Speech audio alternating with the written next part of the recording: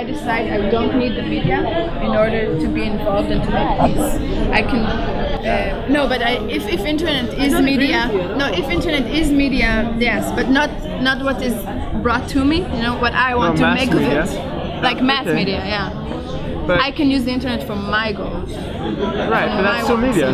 Yeah. That it's not just Israel. It's that Israel is influenced by so many other countries, unfortunately sometimes, that the media, as the internet, is the only way to sort of bridge boundaries. So I don't think you can say that you don't need media. No, I probably do. I'm exaggerating, probably, but the mass media, like the papers and that's media for me. I don't know.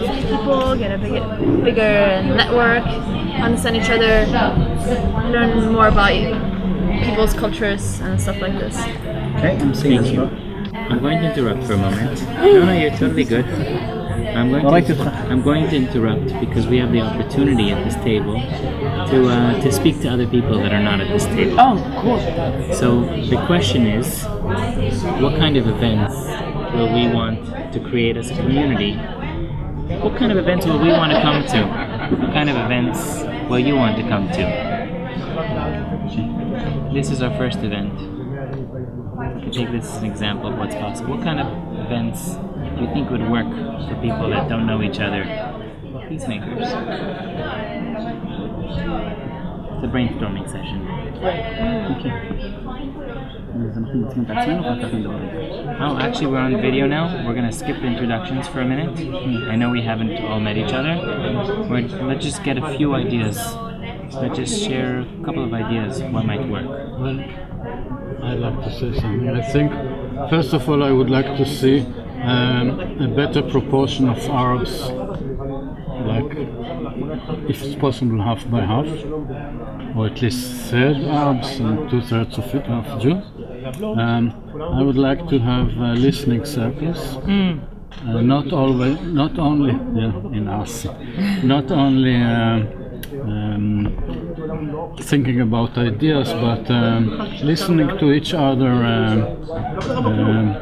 distresses about activism, our racism, that is an issue that we must be open about in order to clean this distress.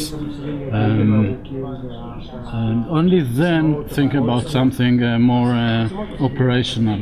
I mean, we have to work on emotions before we can do anything real. I agree with what Rami's saying. Actually, my first experience with coexistent projects was on a Soha program. Soha also does, I can't remember what it stands for, but it's based here with Israelis and Palestinians, and it was a very powerful experience, listening circle, and I got really emotional, and this Palestinian woman came up and gave me a hug at the end, and it was really beautiful and special. But we were talking in our last group about the fact of, maybe, also in the sense of how often we meet, that maybe sometimes it's twice every 2 months for the bigger idea.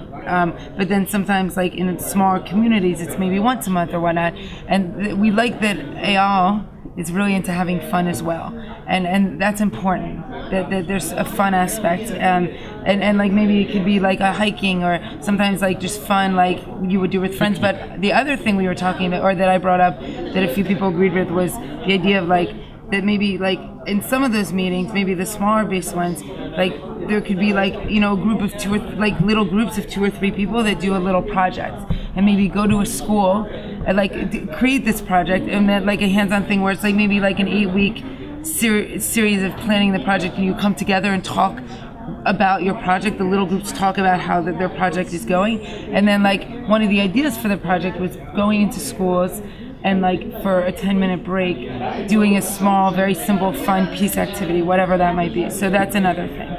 And of course, these can be done in Israel and Palestine and outside. I think that we can.